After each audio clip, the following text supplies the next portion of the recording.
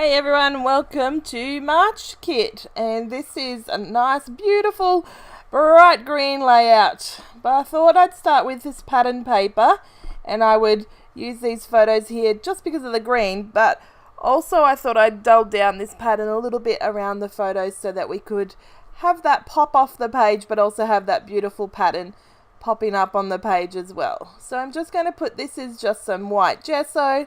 I'm just using a silicone brush to squash it across the page in stripes. I'm not being too pedantic about it. I'm leaving a little bit of stripes and the marks and everything just for a bit of texture. And just using my photos to make sure I've got enough of the colour on the page, because I want it to be like a little border around the photos. Because obviously I'm going to put some layers behind the photos as always, and then some embellishments and a title on the page. So I definitely need a little bit of space with that gesso so that it pops from behind. Otherwise it'll just, you can see now that I've cut it and put that photo down on the paper, it gets lost. It's not standing out as much. So a good little trick to use that pattern paper that we all really love, which is a bit busy, is to use some gesso or even just some paint. Acrylic paint is nice to use just to block out a section behind the photo cluster. So I'm just pulling out some papers now, some packaging, some papers, and I'm just going to layer behind the photo and work it up from that way, and that's how the page is going to come together. It actually came together really quickly. I think because we have that pattern paper in the background, it does a lot of the work for us in terms of visual appeal. And then I am just going to add a bit of clusters, a bit of embellishments, and call it a day really. So just going to start by sticking the photos together, but then I realise I do want a bit of layering behind the smaller ones, so I do put it there, because you can see it didn't pop off the green, just blended in with the background of the green of the other photo. So I'm just going to put all these layers together, and I've just basically kept this in to show you how I just go through it. So I pull out a portion of paper. Sorry, my son just slammed the door. A portion of the papers that I think go with the colour scheme or the theme, and then I just work from there, ripping pages and cutting paper and, you know, layering it which way, whatever way, any way I want. So I'm just going to use this packaging here from some of the stickers. And then this is also some packaging from the, they're called curios, but they like glass flare from the Kaiser Craft collection that we got. It's really pretty, sort of like a marbly kind of deep blue as well. Like, I don't know how to explain it. It's really nice anyway. I just thought that would be a nice little pop of colour and interest. So along with this one as well. So I'm using the cards that are the paper that's cut down to be the 4x6 cards, but I find they're really fun for layering. They're also really good for Project Life as well, obviously, pocket page, but I find a bit of a mixture of both is what I use mine for. So I'm just going to work on the layers for the little photo. It just needs a little something extra, not too much. It doesn't need as much as the top has. And I've decided on this little paper bag that came with the exclusive ephemera in the kit. So I'm just going to fold it roughly a little bit underneath, and then layer it under there and cut it so that it is the right size. That also gives it a bit of bulk and some texture, and it really pops off that second photo because of the white. So you can see when I was layering that top photo that they're not all straight. It just gives a little bit of pop of interest to the top of the photo, because I thought I won't be putting any embellishments up there, so I just wanted something to draw your eye to that part of the page, and that was going to be that layering that is all random, I guess, purposely but random at the same time. It's funny how when you try to be random, a lot of the times it doesn't work out so easily, but obviously the more you do it, the more, and the less you think about it, the better it becomes. Now I have a play with this little cut off, because I figure that would be a nice little pop of colour to bring down from the bigger photo to the bottom photo, but it just wasn't working, so I I give it the flick and I put it with my stash, well, with my kit, so that I can use it on another layout. So on we go. I'm really loving March kits. I think this, I've already, I got it a couple of days ago. No, 2 days ago. 1 day ago. Couple of days ago. And I've already made my 4 layouts for my design team projects.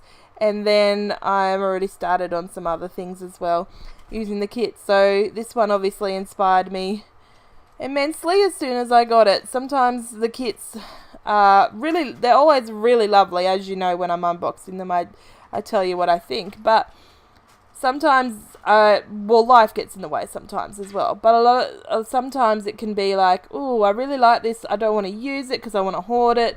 How can I get myself to use it? And then so that becomes a little bit of a challenge sometimes, whereas this one I really loved, and I knew how it could all go together and make these layouts. So made a couple of layouts, made an art journal page as well for my design team projects this month. So definitely subscribe to the channel so that you can check them out and get the notifications as soon as they're uploaded.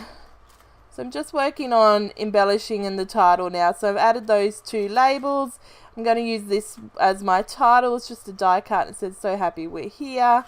And actually, I haven't told you, these photos are of my son when he was playing soccer last year. I'm pretty sure I got photos of every weekend of when he played soccer, but this is just one of those weekends. And I got an action shot, and while he's standing there also on the field watching the action happen at the other end. So it's nice to have those 2 little photos to tell the story, because he's a defender, so not always is the ball up his end of the field, but when it is, he runs and runs. He's pretty good at the defender position, and I kind of wish he was playing soccer this year, but I don't think he's going to be. So anyway, I just used the stamp there to put a phrase and also the date. So I just put May of 2018, and then it didn't stamp very well because, as you all know, well, I'm sure we all know, and I just forgot, you should stamp before you stick things on, because especially if your photo is up on some fun foam and is not flat to the ground, so it makes it harder to stamp on. So I just used my Sharpie pen to fill in the 2018. I did do some of the ghost stamping, as in like repeat stamping without re-inking, so that there's a little bit of faded ink in the background as well, and that just fills up that label. So I wrote my journaling in on the bottom label, and I wrote that fun. I didn't write that at all. I stuck on that fun phrase and with a staple in it. So I stapled it before I stuck it down. So if you are looking to have the look of a staple, but you don't have the ability to staple inside where you're putting the embellishment or your photo or whatever you're stapling, a good idea is to staple it before you stick it down. So I just pulled out these larger embellishments from the bottom of my really useful box, and I'm just working out if there's any that I want to add. I did add some of those hearts. So we got some puffy enamel hearts and also some hearts in the die cuts, of course.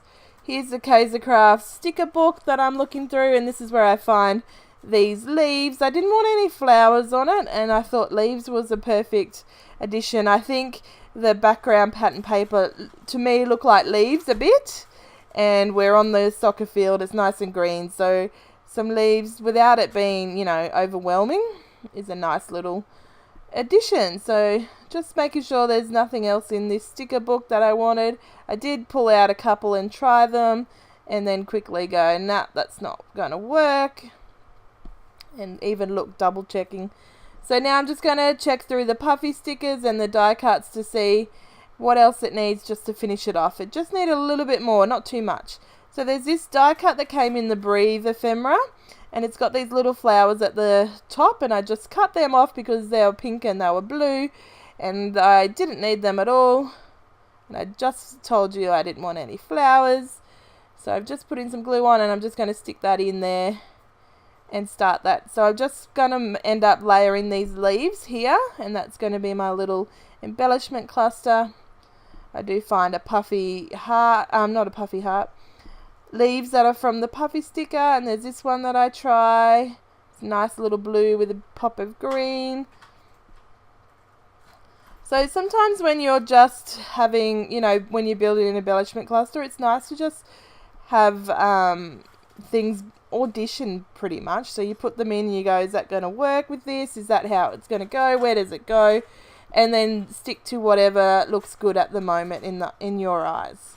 So I just wanted to put a little bit of leaves on the left-hand side. So I just pulled that one there, and I cut off the the flower again. And I think this one's a puffy. This is where I went, ooh, how could I forget that we have puffy stickers? Nope, tell a lie. So I cut off the flower again. I'm going to stick that down. So there's that interest, that pop of different colour in the leaves. And I'm like, wow, that doesn't work at all. Fix that up. Put my head in the screenshot, of course. And I make it work. So you can see the leaves don't take away from everything going on, but it's just that little pop of interest to draw your eye around and revel in the goodness of the whole layout. So here I am with the puffies. Those puffy stickers are just delightful. I think I already need a new packet. I just, yeah, the picture, I mean, like the type of puffy stickers they are in terms of the leaves and the flowers and the icons and stuff, and there's a couple of words.